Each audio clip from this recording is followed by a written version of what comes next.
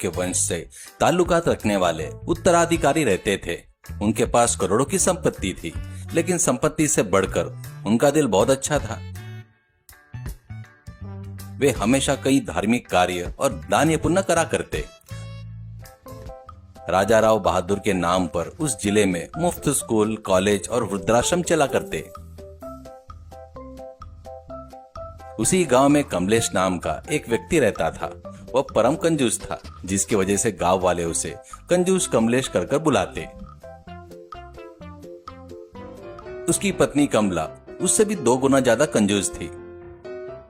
घर में सब्जियां और चावल के लिए पैसे खर्च हो जाएंगे, यह सोचकर दोनों एक वक्त का खाना खाते, दूसरे वक्त उपास रहते। यहाँ तक शरीर पर पहनने वाले कपड़े भी खराब हो जाएंगे, यह फट जाएंगे, इस डर से घर में पुराने समाचार और जूट के बोरे लपेटकर घुमा करते। यह बेहद विचित्र जोड़ी थी।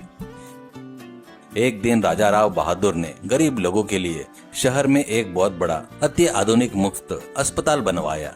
इसके लिए उन्होंने जिला कलेक्टर साहब को बुलवाकर बहुत ही भव्य तरीके से रिबन की कटाई करवाई।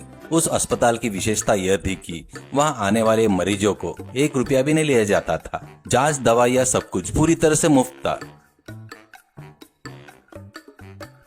इतना ही नहीं, वहां अंदर भर्ती होने वाले मरीज को उनकी बीमारी के हिसाब से डॉक्टर की सलाह के अनुसार बहुत ही पौष्टिक और ताकतवर भोजन भी मुफ्त में दिया जाता। उस अस्पताल में जिनकी हड्डियां टूट गई हो, उनके लिए एक विशेष वार्ड था। वहां हाथ पैर तुड़वाकर बिस्तर पर पड़े मरीजों की हड्डियां जुड़ने के लिए और ताकत आने के लिए रोज दोपहर और रात को बहुत ही स्वादिष्ट मटन बोन करी और गर्मा गर्म रोटियां दी जाती। सिर्फ मरीज को ही नहीं, उनके साथ आने वाले सहायक को भी ताकतवर भोजन मुफ्त में परोसा जाता। एक दिन समाचार पत्र लपेटकर घर के सामने खड़े होकर कमलेश हिसाब लगा रहा था, आज का दिन कितना कंजूसी से बिताया जाए। तभी उसके घर के सामने से 2 लोग अस्पताल में मुफ्त मिलने वाली बोन मटन करी के बारे में बात करते हुए वो सुनता है। वो तुरंत रसोई में बैठी अपनी पत्नी कमला के पास दौड़कर गया। कमला, तुम्हारे लिए एक बहुत ही अद्भुत समाचार लाया हूँ। उस राजा राव बहादुर ने जो नया अस्पताल बनवाया है ना, वहाँ हाथ पैर टूटे लोगों को रोज मुफ्त में मटन बोन करी और रोटियां दी जाती है। और तो और साथ में रहने वाले जो रिश्तेदार होते हैं ना, उनको तो बिल्कुल फ्री है। क्या बात कर रहे हो स्वामी जी? क्या आप सच कह रहे हो? बकरी के मांस की सब्जी और रोटियां हमें बिना 1 रुपया खर्चा किए मिलेगी। हमें घर में बनाकर खाए हुए कितने साल हो गए, लेकिन हमारे हाथ पर तो बिल्कुल ठीक है ना। हम वहाँ कैसे जाएंगे? तुम मुझे कम समझ रही हो कमला। मेरे पास एक बहुत बढ़िया शानदार योजना है। मेरा एक दोस्त है, एक्सरे लैब में काम करता है। मैं उससे कहकर एक फर्जी एक्सरे फिल्म और नकली दवाइयाँ का प्रचार बनवा लूंगा। तो मेरे हाथ पर टूटने का नाटक करने के लिए उन बड़े बड़े सफेद सूती पट्टियों को बांध देना। हम तुरंत अस्पताल में जाकर भर्ती हो जाएंगे। अरे वाह, आपकी बुद्धिमानी को सलाम है स्वामी। हमारे महीने भर की सब्जियाँ और चावल का खर्चा बच जाएगा। चलिए अभी के अभी वो पट्टियाँ बांध देती हूँ। उन्होंने जैसा सोचा था वैसा बिल्कुल ही किया। कमलेश ने अपने हाथ पैरों पर बड़ी बड़ी सफेद रुई की पट्टियां बंधवाई। उन फर्जी कागज को लेकर पत्नी के साथ अस्पताल पहुंच गया। वहां हड्डिया के वार्ड में एक अच्छा सा बिस्तर देखकर वहां बैठ गया। उस वार्ड में बिमल नाम का एक कंपाउंडर काम करता। वह बहुत ही चतुर और अच्छे दिल का इंसान था। वह कमलेश के पास आया, उनके नकली कागजों को देखा और उसे बेड पर लिटा दिया। दोपहर होते ही रसोई का कर्मचारी एक बड़े बर्तन में गर्मा गर्म खुशबूदार मटन बोन करी और रोटियां लेकर वार्ड में आया। कमलेश बिस्तर पर लेटकर कमजोरी का नाटक करते हुए, अरे बाप रे, हाथ पैर टूटकर बहुत तेज दर्द हो रहा है बाबू। वो सब्जी और बर्तन इधर दीजिए, ताकत आएगी तभी तो दर्द कम होगा। हाँ बाबू, अपने पति की सेवा करते करते मेरे बदन में भी बहुत दर्द होने लगा है। मेरी प्लेट में भी थोड़ा ज्यादा सब्जी और 4 रोटियां ज्यादा ला लिए। उन दोनों ने उन प्लेटों को झपट लिया और जैसे बहुत भूखे हो वैसे उस मटन करी और रोटियों को स्वाद ले लेकर बहुत तेजी से खाना शुरू किया। पास ही खड़े होकर ये सब देख रहे कंपाउंडर बिमल को उनके इस व्यवहार को देखकर बड़ा संदेह हुआ। वो मन ही मन में ये क्या बात हुई भाई? सच में जिनके हाथ पैर टूटे होते हैं वो मरीज इतनी तेजी से हाथ हिलाते हुए इतने उत्साह से कैसे खा सकते हैं? इनके चेहरे पर तो दर्द का नामो निशान भी नहीं दिख रहा है। और वैसे भी मैंने सुना है कि ये कमलेश पूरे गांव में बहुत बड़ा कंजूस है।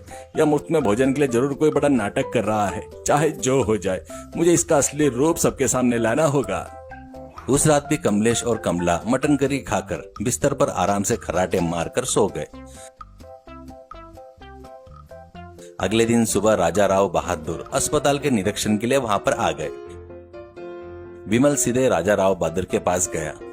महाराज, 3 नंबर बिस्तर पर जो कमलेश नाम का मरीज है ना, उसे देखकर मुझे बिल्कुल नहीं लगता कि उसके हाथ पैर टूटे हैं।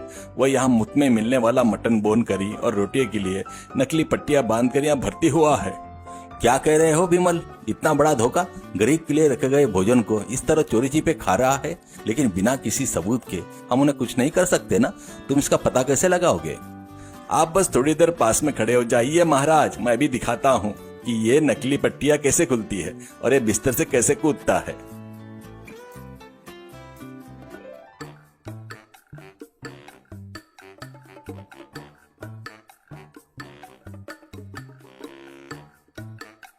विमल जोर से चिल्लाते हुए, अरे बाप रे, बचाइए साहब, साहब कितना बड़ा काला नाग है यहाँ पर।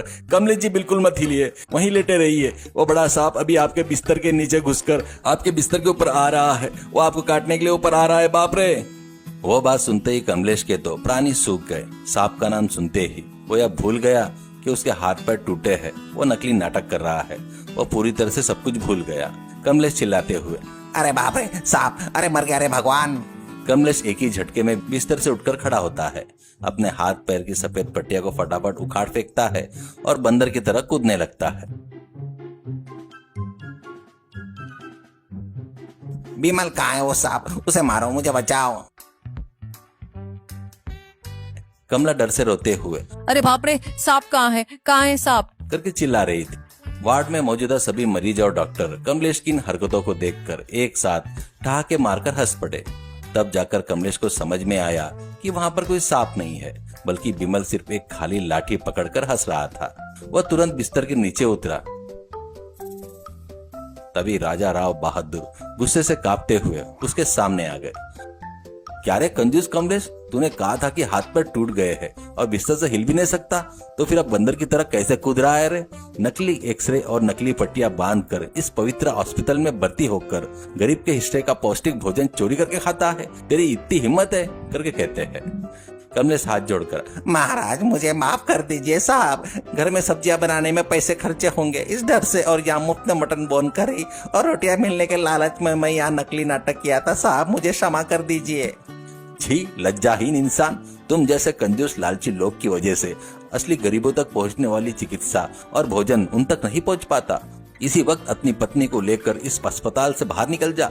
अगली बार ऐसा कोई धोखा किया तो तुझे सच में पुलिस के हवाले करके जेल भिजवा दूंगा, सावधान। कमलेश और कमला दोनों अपना सिर झुकाकर अस्पताल से भागते हुए गांव की तरफ चले गए। विमल के इस चतुर काम के लिए राजा राव बहादुर ने उसकी बहुत सराहना की और उसको एक बहुत बड़ा पुरस्कार दिया। सीख: कंजूस और अत्यधिक लालच इंसान को चोरी और झूठ के रास्ते पर ले जाता है।